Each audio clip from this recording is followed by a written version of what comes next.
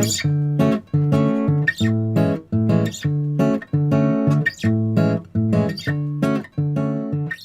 afirmação de identidades como um direito faz parte da luta antirracista e faz parte de uma dimensão mais ampla na luta pela liberdade. Ela possibilita a construção dessa nossa ideia de solidariedade, né? Então, esse compromisso tem sido construído durante muito tempo por intelectuais negros e negras ao dizerem que a nossa Constituição plural deve ser afirmada de maneira positiva. A ação política desses homens, mulheres, também das crianças, se apresenta na escola porque a educação sempre foi uma plataforma de luta da ação antirracista, mesmo nos momentos em que para nós a escrita e a escola foram negadas. Mas é importante destacar que nós hoje somos legado dessas gerações que nos precederam, né? E agora nós renovamos esse compromisso que nós herdamos e estamos engajados nessa luta para a transformação necessária, qual seja a da constituição de uma sociedade antirracista. É preciso considerar que as ações do movimento negro brasileiro não se restringem às denúncias contra o racismo. Elas se ampliam, especialmente do ponto de vista pedagógico, com proposições históricas e sobre a educação, sobre uma educação emancipatória para brancos e negros no Brasil, desde a educação básica. E essas proposições estão sistematizadas nas diretrizes curriculares nacionais para a educação das relações étnico-raciais e para o ensino da história e cultura afro-brasileira e africana. Então, quer dizer, a partir dessas proposições, a partir das diretrizes curriculares para o ensino da história e cultura afro-brasileira e africana, é que nós poderemos construir um currículo que respeite a diversidade, que respeite a plurietnicidade, que respeite e fortaleça as identidades e os direitos. Então, é nessa perspectiva que o movimento social negro brasileiro tem contribuído para uma verdadeira revolução no sistema educacional, pensando no sentido do reconhecimento dessa ampla diversidade de formas de vida existentes no Brasil, com saberes que vêm dos povos tradicionais, com saberes que vêm das periferias, ou seja, as diretrizes curriculares envolvem todas essas proposições e é preciso que nós a reconheçamos, inclusive para além da concepção do 20 de novembro.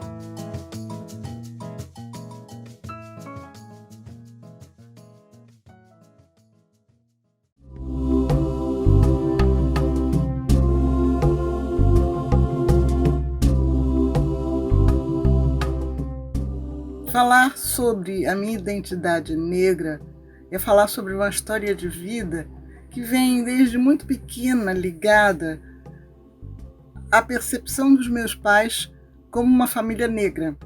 Meu pai, Jurandir Teodoro, bacharel em Ciências Jurídicas e Contábeis, tinha pós-graduação em Economia, era aficionado pela cultura negra, estudava e lia todos os livros que podia. Minha mãe, intérprete de inglês, que se ligava à comunidade negra americana, tinha uma voz maravilhosa e me introduziu desde muito cedo nos blues e nos jazz americanos, e eu tive a possibilidade de, desde muito pequenininha, lutar pelos direitos humanos, lutar pela minha condição de mulher negra, e fiz parte de um projeto que eles diziam para mim que era o projeto de uma mulher negra com voz e vez, independente, e que eu estudasse muito, porque a única coisa que não poderiam me tirar desse país seria o meu conhecimento. E que a gente tendo a condição e a consciência de que somos negros, nós vamos ter dois fatores essenciais: o domínio da cultura do mundo judaico-cristão e a cultura dos nossos ancestrais, negros e indígenas. E assim eu vejo toda a nossa preservação de ancestralidade como básica e fundamental para que nós, desde pequenininhos, possamos dizer às crianças nas escolas que construímos esse país, que temos uma herança tecnológica africana muito rica, uma preservação de ambiente de negros e índios que precisam ser conhecidos e respeitados. Eu sou militante do movimento negro há 3 gerações na minha família. Nós começamos no movimento negro em 1904 e nós somos pan-africanistas. Os pan-africanistas pensam a autonomia do pensamento da população negra relativa a outras populações no mundo. Eu trabalho com várias coisas, principalmente tecnologias africanas na formação do Brasil. Eu estive pesquisando muito as tecnologias de produção de ferro e aço africano e as que vieram para o Brasil, os fornos africanos, as coisas. A contribuição africana na sociedade brasileira passa principalmente pelas tecnologias do ferro, as tecnologias de couro e outras tecnologias. Além disso, eu também tenho trabalhado com as questões da afroetnomatemática. Na afroetnomatemática, nós temos feito coisas relativas, por exemplo, à álgebra binária do IFA. Temos trabalhado com os conceitos da matemática que vem do Egito e da Etiópia. A Etiópia tem um registro muito importante na matemática. As contas que são feitas na Etiópia são feitas de forma diferente, iguais a que são feitas hoje, por exemplo, nos computadores eletrônicos. Além disso, eu tenho trabalhado nos últimos 10 anos muito fortemente dentro das questões do urbanismo africano. São 6.000 anos de construções de cidades pelo continente africano e isso é um legado muito bom para a questão da história da arquitetura e do urbanismo. Então, as formações sobre arquitetos, urbanistas, engenheiros civis, têm a nossa contribuição e isso nós estamos ressaltando nesse último período de pesquisa.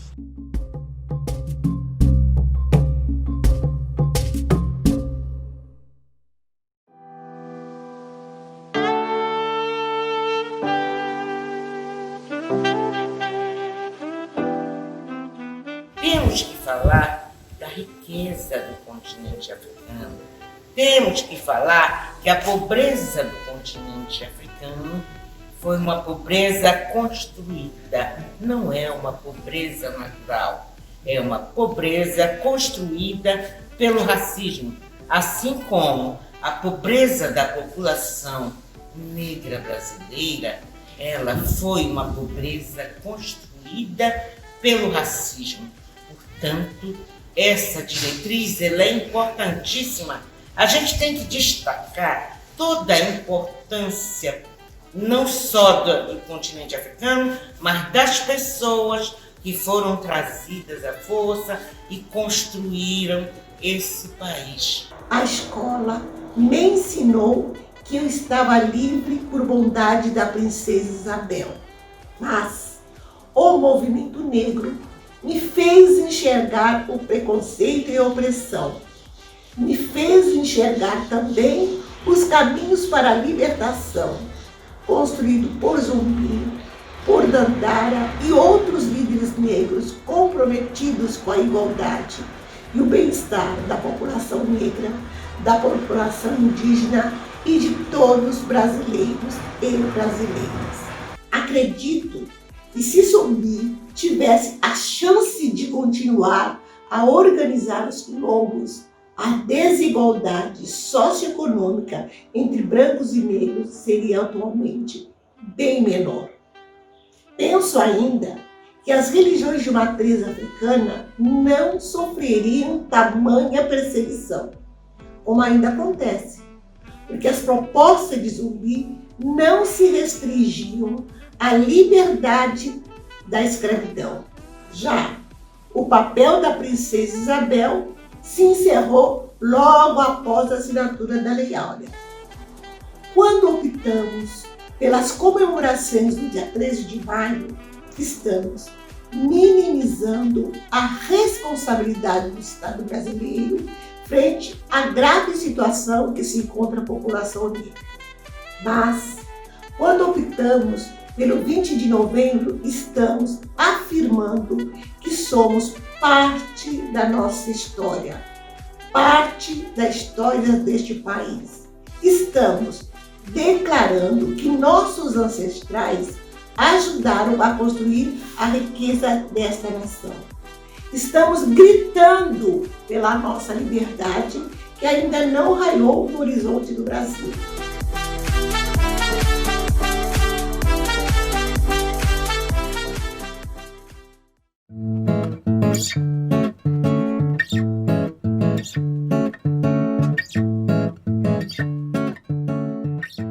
Mas hoje eu percebi que essa proposta é uma proposta muito afetiva. Ela é escrita de um jeito muito amoroso e cativante, que não destaca só a necessidade dos negros buscarem a sua identidade, mas ela coloca na entrelinha que nós precisamos de retomar a nossa identidade brasileira, como brasileiros. Porque a identidade do povo brasileiro não é essa que é posta no livro didático.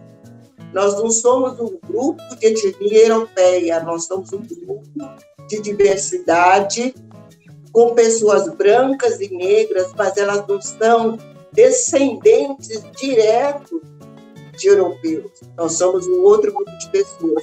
E aí eu penso que essa diretriz, ela fortalece a todos nós. E a hora que ela fortalece a população negra, ela também traz, principalmente os brancos pobres. Essa escola, esse bem-estar que nós estamos pedindo aos negros, ela vai beneficiar toda a população. E, de repente, depois de muitos anos, nós conseguimos, um grupo de pessoas, fazer uma proposta dessa, né? Uma proposta de fortalecimento da identidade do povo brasileiro. Ela tem um corte étnico-racial para a população negra, mas ela é do povo brasileiro. E eu acho que essa capacidade de afetividade que está posta no conhecimento, que nos ajuda a não separar necessariamente a razão da emoção, quando a gente consegue olhar para as questões com um pouco mais de complementariedade, menos conflito, a gente tem a capacidade de olhar também com as crianças como parceiros e parceiras, não só para a gente no desenvolvimento das pesquisas, mas no desenvolvimento de uma sociedade, sim, justa, equânime e que se quer igualitária.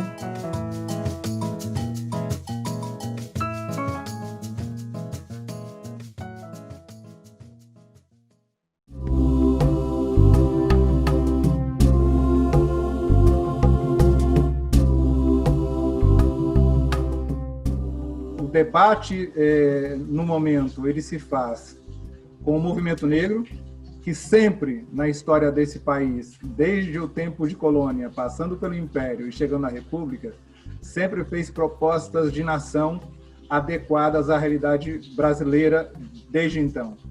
E não à toa, o movimento negro brasileiro dos anos 80, final dos anos 70 para cá, tem protagonizado mudanças sucessivas na sociedade. Haja vista a questão das ações afirmativas, que não atingem só a população negra, atingem também a população branca e pobre. E nesse contexto, eu vejo que aquilo que foi a bandeira de luta dos palmarinos, liderados por Zumbi dos Palmares, nos colocam diante de um desafio, que é rejuntarmos a sociedade brasileira como um todo a partir de um projeto político de nação, como no passado foi feito em Palmares, como se coloca hoje a necessária discussão para que essa camada da população branca, né, não se veja como detentora de um poderio de branquitude que ela não possui. Ela está sendo destituída a cada dia desse poder da branquitude e se vê efetivamente como sendo uma parcela que possa se juntar a nós numa luta por uma sociedade melhor, uma sociedade de iguais, uma sociedade que combata efetivamente o racismo estrutural e institucional, mas também um racismo que se coloca como um racismo psíquico, né? Diante de um processo, como diz o professor Carlos, no que tange a questão da Covid-19 enfraquece todas as pessoas e instituições.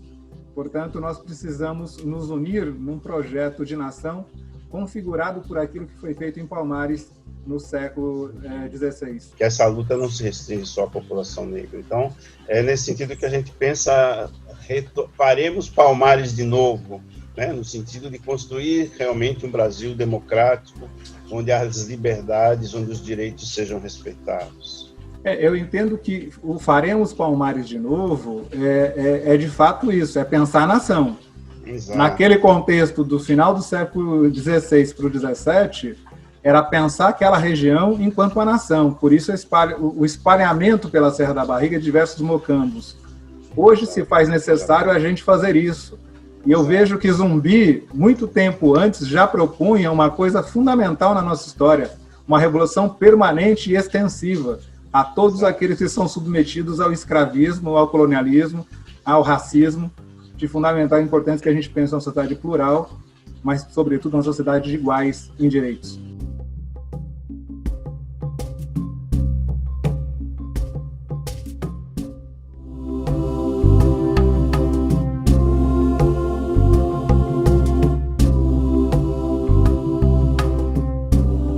Senhor Carlos de Assunção, é um prazer tê-lo aqui conosco, nesse nosso ambiente escolar, que para mim é um templo sagrado. Dentro de todo esse contexto, enquanto diretora, enquanto mulher negra, eu gostaria que o senhor colocasse para a gente qual é a importância da palavra e da poesia na construção da identidade da criança negra. Bom dia, é um prazer enorme estar aqui para batermos um papinho. Eu sou realmente poeta Carlos de Assunção. Eu venho fazendo poesia já faz muito tempo, desde os 14 anos que eu escrevo poesia. Eu sempre tive em mente que a poesia pode ser uma arma contra o preconceito, contra o racismo, porque o racismo é prejudicial ao racista, àquele que é alvo do racismo e ao próprio país. E eu acho que a poesia pode desempenhar um papel muito importante na educação também. Não só a poesia, como a literatura de um modo geral.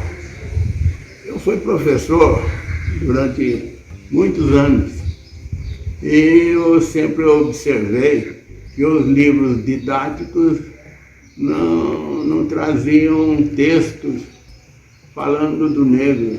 E quando às vezes por acaso acontecia de trazer alguma coisa, era coisa negativa. Sim. Isso, o aluno deve se sentir a sua autoestima lá embaixo.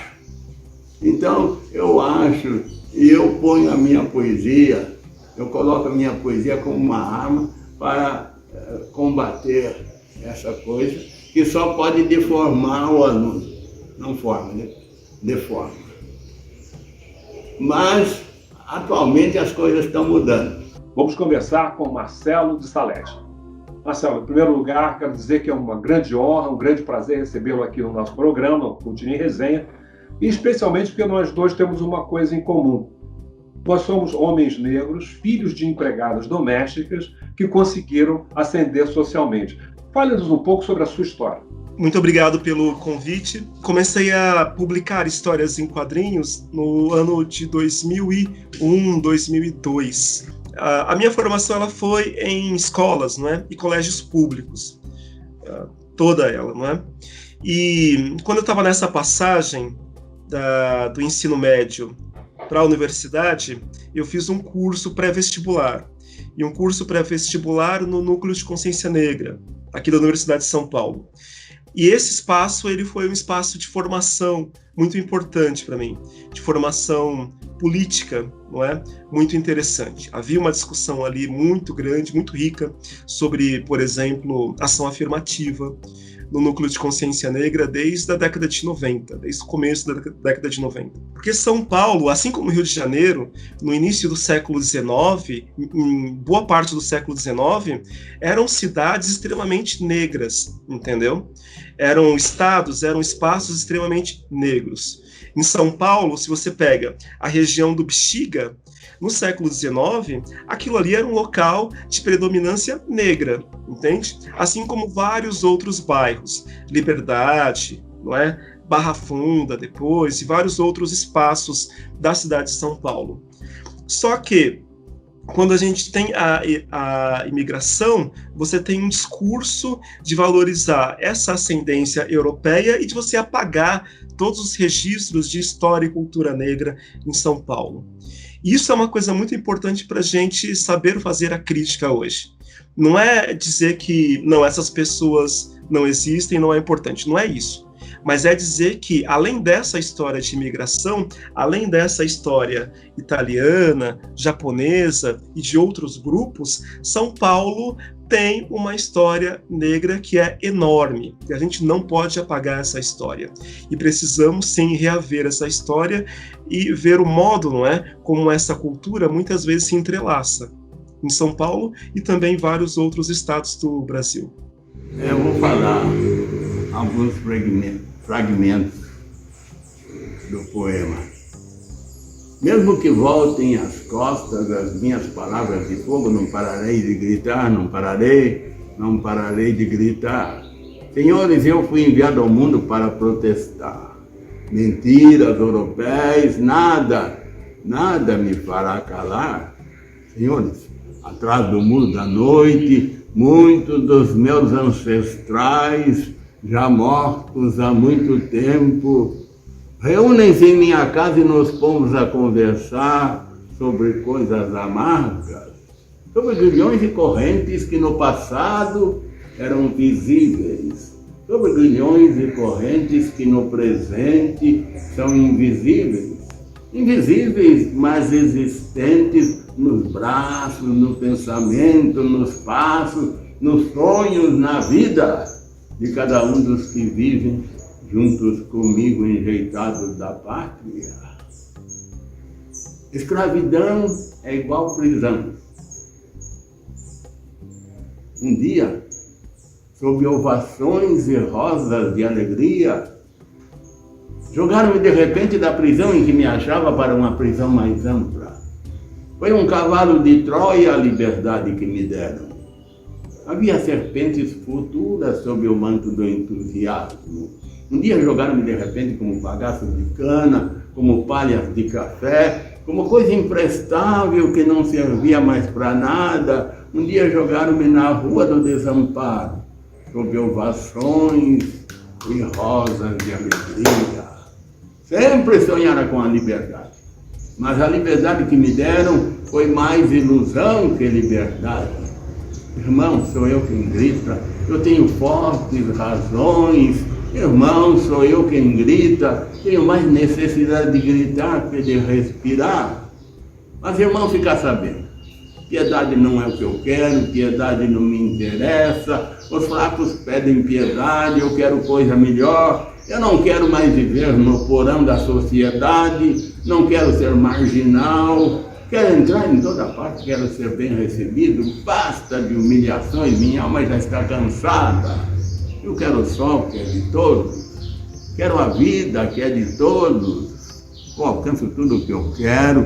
Eu gritarei a noite inteira, como gritam os vulcões, como gritam os vendavais, como grita o mar. E nem a morte terá força para me fazer calar.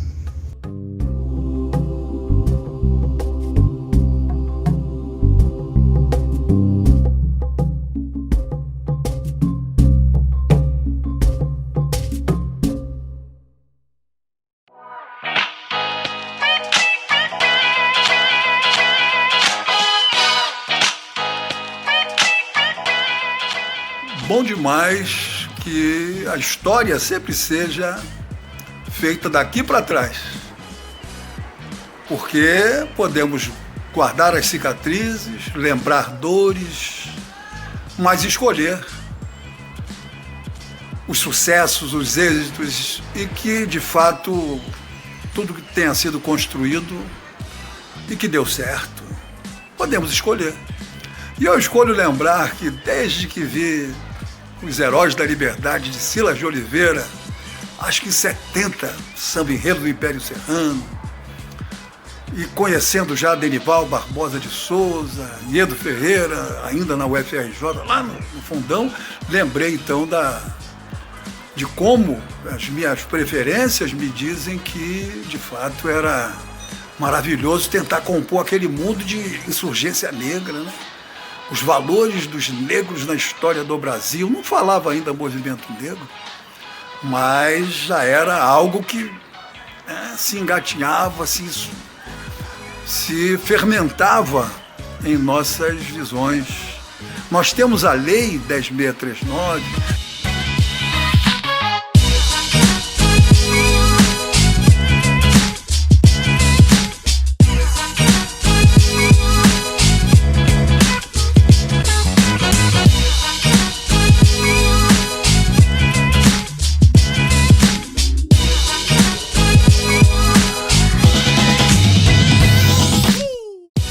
valeu a pena, tudo valeu a pena. Conquistamos muitos corações e mentes e amplos segmentos da sociedade civil para a luta contra o racismo. E veio a era das ações afirmativas na saúde, na educação, no mercado de trabalho. E hoje sabemos que se respira em toda parte desse país, vem germinando a consciência negra nas almas da nossa gente. Daí que é inaceitável esse magma de retrocessos que compartilhamos hoje com os setores progressistas da sociedade civil. Inaceitável. Fortalecer a luta contra o racismo é fazer Palmares de novo. Fortalecer a luta contra o racismo é fazer Palmares de novo. Fortalecer a luta contra o racismo é fazer Palmares de novo. Fortalecer a luta contra o racismo é fazer Palmares de novo. Fortalecer a luta contra o racismo é fazer Palmares de novo. Fortalecer a luta contra o racismo é fazer Palmares de novo. Fortalecer a luta contra o racismo é fazer Palmares de novo. Fortalecer a luta contra o racismo é fazer Palmares de novo.